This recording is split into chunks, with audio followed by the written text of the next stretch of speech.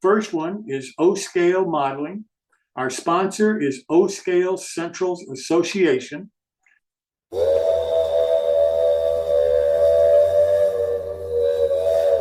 I'm David Vaughn of O-Scale Central. O-Scale 2-Rail, models built to 1:48 scale and running on 2-rail track, is the best-kept secret in model railroading. We're pleased to team with Jim Kello to introduce O-Scale 2-Rail to NewTrack's viewers. O-Scale 2-Rail is for modelers.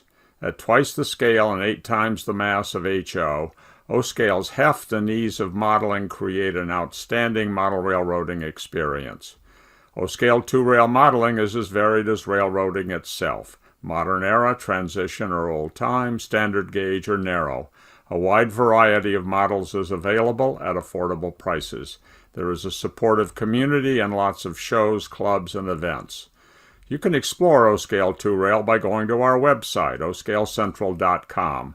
You will find information about the scale and how to get started, as well as a free, searchable, scale-wide product and service guide and listings of coming O-Scale events. You will also find information about how to join O-Scale Central. We promote O-Scale 2-Rail and support modelers in the scale. When your eyes are going bifocular, when you need fresh challenges, keep O-Scale 2-Rail in mind.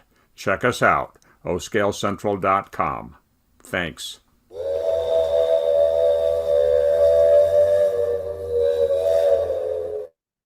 And with that segment, I'd like to introduce the host for this segment, David Schultz, who also is a board member of this association. David, welcome. Well, then we'll start the show here. We're going to talk about the size. I've heard for the longest time, that O-Scale is one of those models that if you're going to do O-Scale, you got to have at least a warehouse or maybe even a football field to build model railroad into. At least a large basement. Well, that's not necessarily true. And I'm going to try and show my son's layout is basically 25 by 33 feet. That's the size of his basement. The room I'm building is 14 by 21. And I wish I had more to show right now, but I don't. But in the future, I will. But one of the things I had figured out early on was that I would go around to model railroad shows and I'd see portable layouts. And I would stand there and look at them and I'd think, okay, well, this is a nice size. And I'd ask them, well, how big is this? And they'd tell me things like, oh, this is, 10 feet by 18 feet. Well, my room's 14 by 21. So that portable would fit in my room. So it convinced me that I would be able to build a viable railroad in a 14 by 21 room. So to build in a room of that size or whatever size you've got, I've seen some impressive railroads in very small spaces, but you may have to change, the direction you're going. I'm not a big switching type of guy. I like to orbit stuff and I can do that on my railroad, but some people enjoy switching. Well, you may want to go to like an industrial railroad, where you're switching out nothing but industry, small locomotives, and that's easily fits into small areas. Or you may want to model a branch line, maybe a main line that comes in and you've got 4 or 5 industries there that you could switch out. You could do that kind of thing. When I worked on the Wisconsin Central, we had a town, Hayward, Wisconsin. There were only 2 industries in that town, Louisiana Pacific and Johnson Timber. And we had basically a main line, the 2 spurs that went off the industries and a 10-car siding. And we'd bring 40 cars in. And it took some special moves, but we were able to get loads out of both industries and put them in areas and then bring their empties and spot them up. It took us around 4 hours to do all this, but it can be done. So anyway, I'd like to start, if you could spotlight James there. We're going to start in his part of the model railroad, which is St. Regis. I can talk about a little bit. It's a 2-foot by 11-foot area that comes off his main model railroad. There we go. And you can see he's got a warehouse at the end. He's got 5 tracks, 4 spots on that track. So as he starts down here, the two tracks to the left are the main line and a siding that represent the Northern Pacific. Now in St. Regis, the Northern Pacific actually passed over the Milwaukee Road, but on his railroad, the two kind of combined together. But he's got the main line and the siding there. He's got the yard track basically for putting putting your loads or empties, whichever. The track next to that is where the sawdust cars will go. So he can spot up sawdust in there. And then you've got the warehouse, which has got, he's got the building set up so that you'll actually look into the warehouse. And then the track with the tank car is where the glues and resins will go that are used to make plywood or OSB, whatever the plant made there. And then down at the far end there is where you spot up the logs that are brought in. So his main plan is you have the train leave the Avery yard, and the train will arrive in St. Regis. The locomotive will cut off the loads. They will grab the empties that the switch engine has already switched out, and they will leave. And then the switch engine works on spotting all the cars in their proper place. He had an open house here not too long ago, and there were 2 people working on that small area, which I heard 3 or 4 people comment that they couldn't believe you could get that much action in that small an area. But it took them 2 hours to spot 12 cars. So it's rather ingenious how it's set up, because you really got to use your head or you're going to get yourself boxed in pretty easily. So anyway, that's his St. Regis area. He's got, like I say, 4 spots, his main line, the siding, the warehouse. Now, the beauty of the warehouse is that it offers a view block. One of the things that you learn about small railroads is you do not want to look across the room at the model railroad. You'd like to have some view blocks in there so that people have to look around the view blocks and such. Well, the warehouse blocks the view of the end of the track. And if you wanted to make that look even bigger, where those 3 tracks end, you could put a mirror back there to make the railroad look like it continues on. But I think the warehouse where it's sitting is kind of clever because it blocks the view of the ends of the tracks. So it makes that little portion seem that much bigger. So then on the other side of his layout is Avery, Idaho. So he'll wander around over there. And over here, he's got 4 yard tracks. He's got a main and a siding, and he's got the shop facilities that he's building. And once again, the beauty of that is that the main line passes against the wall. Well, with the yard and the shop facilities and all of that, it blocks the view of the train. You can see it coming into the yard and you see it exiting the yard, but a lot of it is hidden behind cars and facilities and such. Kind of an interesting way to make the layout look larger. And this portion of the layout is 15 by 25 feet.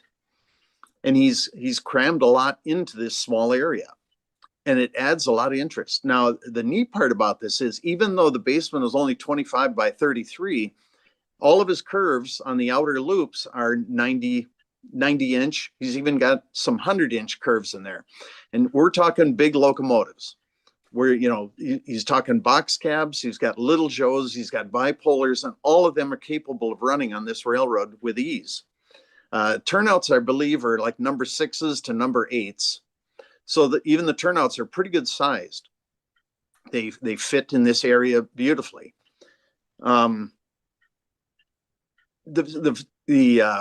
service facility where the roundhouse is located, he's got a turntable pit, and he's going to have like a 4-track roundhouse there. Now it's pretty small compared to the actual roundhouse that was in Avery, Idaho, but you get the idea. And one of the things you can do with a small railroad is detail, lots and lots of detail. In fact, you get enough detail into an area, people will always discover something new on your small railroad. And with a small railroad, it's not an impossible task.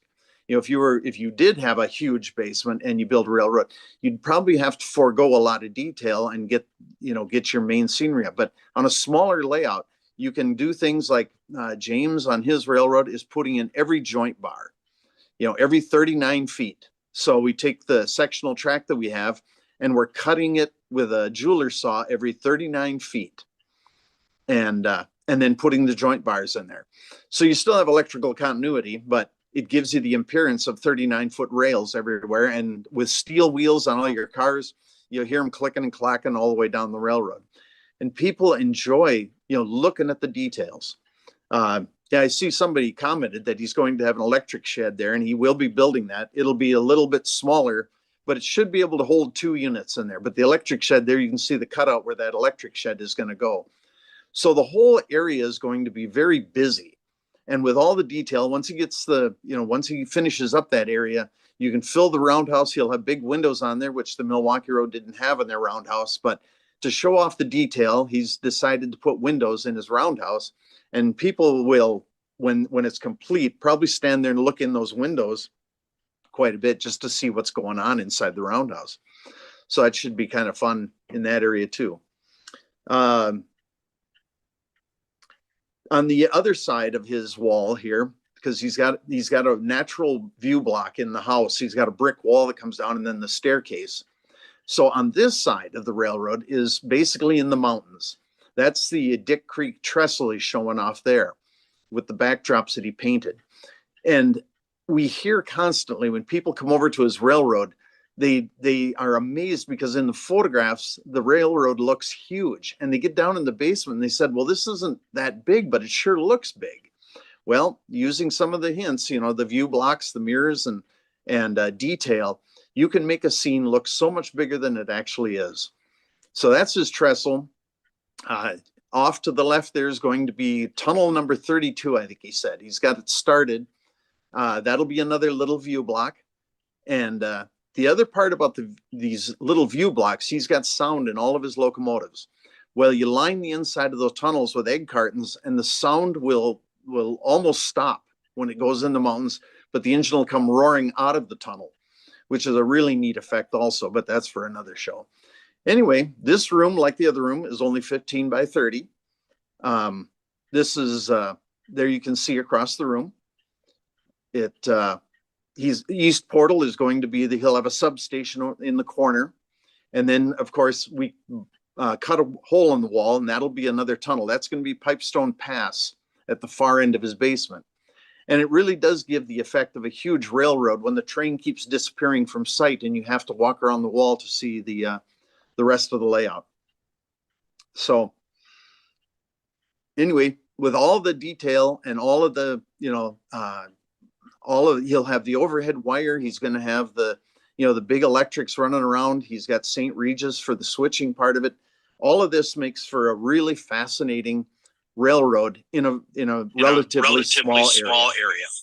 So anyway, that pretty much covers my part of the show for size. If anybody has any questions, I have other railroads I can show in the future. If people are interested in seeing more of this kind of thing, I can certainly make some of my other shows dedicated to small railroads. If I get around and see small railroads, I'll videotape it.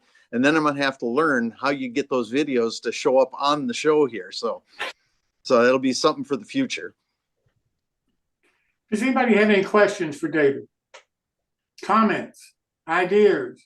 How do you like his idea about showing small layouts? What do you want to see on O-scale modeling? I'd love to see small O-scale layouts, 2-rail and standard gauge. I'm presently in narrow gauge, but I've seen some here up in Canada. One fellow, he's moved out of Toronto and he's down in New Brunswick now, but I think he used to write articles for the O-scale resource. And he was doing switching layouts in bedroom size, 10 by 8, something like that. Yeah.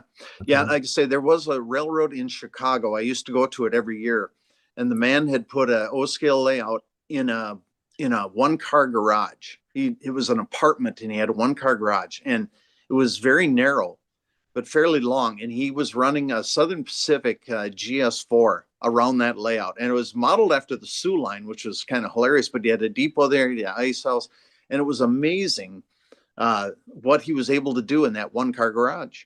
So yeah, I would if I get around and see some more of these railroads, I'll gladly film them and show them in other shows, because some of these places get very clever. There's a gentleman up in Canada who's got a page that he shows off his railroad, and it's in a bedroom, and it's rather phenomenal how much he can cram into that little bedroom. That's the fellow I'm talking, Mike Cullum. Yeah.